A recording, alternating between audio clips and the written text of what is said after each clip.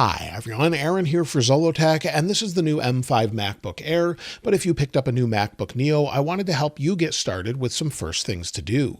Now this will be more of a beginner video, but there may be some advanced things in there as well, so let's go ahead and open it up and get started. We're on the new M5 MacBook Air, but these tips and first steps will also apply to the new MacBook Neo, Mac Pro, or any other Mac. When you log into your Mac after it's set up for the first time and you get to the home screen, you'll see a bunch of different applications at the bottom. There's some customizations we can do with the dock, and the first thing you'll want to do is get rid of different applications and maybe add some as well. The quickest way to get rid of them is just simply click and drag it off of the dock with your trackpad or mouse. So what you want to do is just click and hold, drag it up off of the dock until it says remove, and then let go. Again, we'll do it a couple more times here. And you can also do this by holding Option and clicking on it, or right-clicking. I'll show you how to set that up on your trackpad or mouse later, and then going to Options and Remove from Dock. So you have a couple different ways to do this. If you want to add an application to your dock, you can do that a couple ways. You can go into your apps here, simply click on it, you'll see your applications, and we do the same steps over again. Maybe drag the calendar down into the dock. We can place it wherever we'd like. Just move it back and forth. So whatever works for you. You can also find your applications in one other spot. The Finder here is where you'll find everything. So click on that. Then again, on the left-hand side, you'll see applications. You can simply drag any one of these down into the dock the same exact way. So again, drag it in there or remove it and customize it however you'd like. Now you can also resize the dock. Just bring your mouse or trackpad over this line, drag up or down, and you can resize it wherever you'd like. So that's a nice way to resize it. And then also we can customize sort of this animation you'll see here. As I bring the mouse over it, it sort of expands, bring it away, and it sort of goes back. You can make that larger or smaller. You'll find that in System Settings. So if we go into System Settings, then we go to Desktop and Dock on the left, you'll see that we have magnification. So we can turn this off, which is what it's by default, or if you want it turned all the way up, you'll see it's large. So when it's large, everything sort of moves that way. I kind of like a happy medium here, so I set it like that.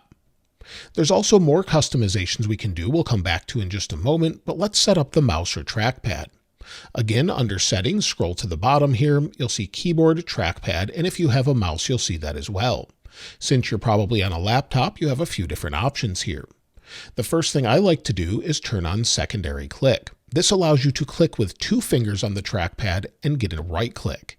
So it's the same thing as holding Option and then clicking on one of these icons. So if we want to right click, we can hold Option and click on an icon or anything else, or we can right click or do the same thing, just pressing with two fingers. So that's something I like to do.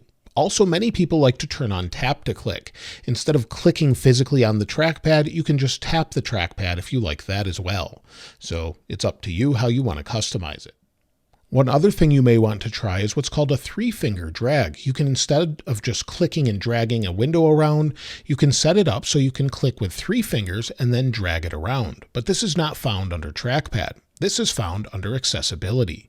So within accessibility here on the left, we'll go over down here, and what we'll find is under pointer control what we're looking for. So under pointer control, we have different options here, and you'll see trackpad options. If we go to trackpad options, you'll see a couple different options here where we can use trackpad for dragging. If we turn this on, we have without drag lock, with drag lock, or three-finger drag. This is actually really helpful, so if I click OK, if I use three fingers here, I can then drag it around. The only other thing I would recommend is going through and customizing this how it works best for you. It gives suggestions on how you can perform each action, and again, the same is true with scroll and zoom. Now, the next thing we'll want to do is customize the look of macOS. We can do this under Appearance on the left. So many of you like not just light mode, but also dark mode. We can change it to dark mode, and we can also change the icons and widgets to dark mode independently. So we can click dark mode here, all the icons turn to dark mode. We can go to clear or tinted just like you can on iOS. We'll leave it on default for now. You can also do that with the color theme throughout. So maybe we want green. You'll see everything turns green. We want graphite. You can change this to whatever works best for you.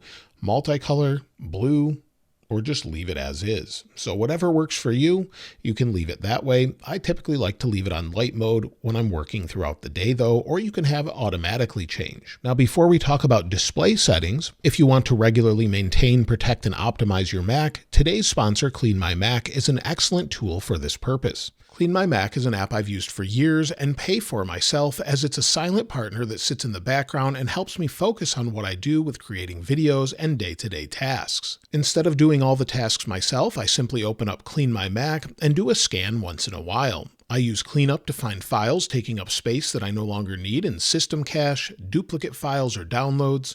It can get rid of all the clutter and even see storage on my Mac in a visual way. You can even scan iCloud, OneDrive, Google Drive, and Dropbox to get rid of files taking up space. It scans for malware with its Moonlock anti-malware engine to make sure my Mac is threat-free, and I often use performance just to make sure things are running smoothly. My Activity gives you a snapshot of your Mac and also shows you how much space you've reclaimed over time and how much manual effort you've avoided. If this sounds like something that you would like to make your life easier, then definitely check out Clean My Mac in the description below and try it today with a free 7-day trial and use the code ZOLOTAC for 20% off. And the next thing we'll take a look at again is in System Settings. Within System Settings, if we go down to Displays, if you're doing any sort of photo work, one thing I would typically turn off is True Tone. It typically tries to adapt the colors to make it sort of consistent in different ambient lighting conditions. However, this isn't accurate if you're wanting to maybe edit photos or video. So I typically turn this off by default so that everything looks more color accurate all the time. The other thing you can do is change the scaling. So by default, this is the scale we're at currently, but if you want more space, you can bump up the resolution and you'll get more space on your desktop. Again, if you need larger text, just adjust it here. It works pretty simply, and of course it just adjusts by itself. The next thing we'll take a look at is organizing your desktop. You'll see we have a bunch of different files, and there's something I would recommend enabling to help clean this up called Stacks. It organizes them by like file types. So if we go up here to the top, go to View, then click on Use Stacks, you'll see it automatically shrinks them down, and we have Images, so it recognizes 2 images and put them together, and then we have Other, where it has some different types of files, and it put those together as well. So you can expand them out, arrange them however you'd like, delete them, maybe get rid of them here down in the trash, and then of course shrink it back down and use it that way. I use this all the time to organize many different screenshots as well as different images I have as well. Now again on the desktop, another feature I use is called Hot Corners. This is a little bit of an older feature, but I still find it very valuable. Basically, you can assign a corner, such as the bottom left corner, to maybe show you everything that's open, and then in the bottom right corner, it can sort of bring you back to the desktop. So let me open a few apps and show you what I mean. So here we have a few different windows open, and if I move my cursor to the bottom left, we can see all of them at once. If I want to see the desktop, I'll just move it to the bottom right, and we can see the desktop. By default, this isn't set up, but you can find this under System Settings. So within System Settings, again, we go to Desktop and Dock, scroll to the bottom, and you'll see Hot Corners. Under Hot Corners, you can customize this however you'd like to every single corner of your display. So I currently use 2. Mission Control, but you can show your application window, your desktop, notification center, apps, and other things as well. So customize this however works best for you. You don't have to use it at all. You can even have it put your display to sleep, but just change it around, see what works for you. Typically they have quick note set to the bottom right hand corner. I don't like that, so you could turn that off here or customize it here in a different way. Now, to go along with security on your Mac, if you hadn't enabled this during setup, there's something I would highly recommend enabling to keep all of your data secure and private. Again, back within System Settings, this time we'll scroll down to where we have Privacy and Security, and now we'll scroll down toward the bottom, and you'll see an option called File Vault. If this is turned off, you may want to enable this. This allows you to secure your data by encrypting the contents of your Mac and locking your screen with a password. So you will need to create a recovery key. Make sure that you have that if you need to sort of restore and you don't have it.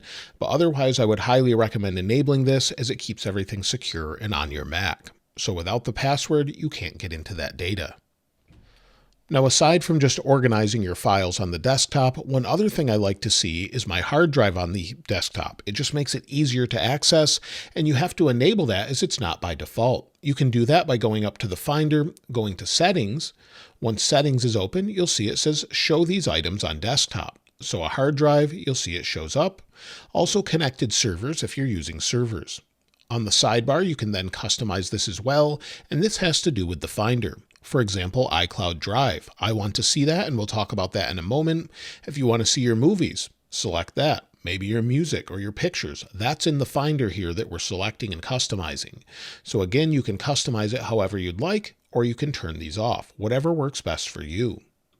Now, the next thing I would try out is iPhone mirroring. You may not have it in your dock, but you'll find it in your apps, and it's limited to where you live. However, it's something that I would recommend checking out as it can be very helpful. Not only does it allow you to see your iPhone here, but it can also, without seeing your iPhone here, send over notifications. You can get notifications for applications that are not necessarily installed on the Mac. So maybe not just text messages, maybe you have WhatsApp, but you're not using it on the Mac. It will send over that notification either way. It's very helpful for that reason, but we can scroll through. We can go into music, scroll through it like we were using it on our phone. We can go back home this way, and there's other ways to interact as well. And we can go into things such as settings, maybe scroll through that, make a change, and we can do that all without picking up the phone. So this can be very helpful to quickly get in, do something you need, see what you want, and again, get notifications you wouldn't necessarily get on your phone regularly. So I find it very helpful that way.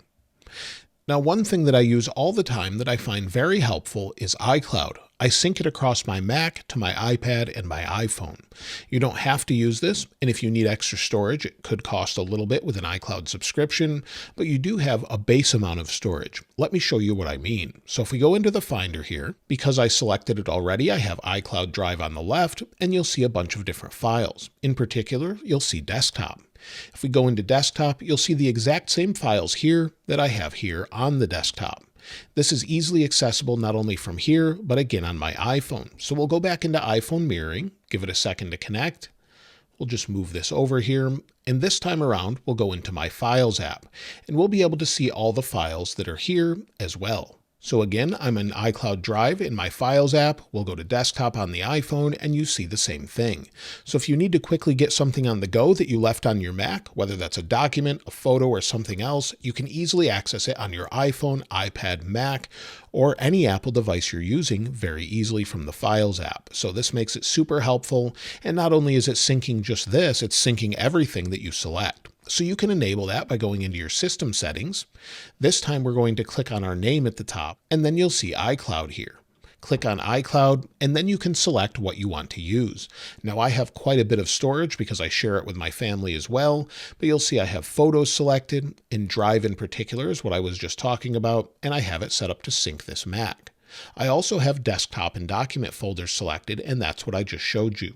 So as long as these are turned on, everything will sync across all of your different devices.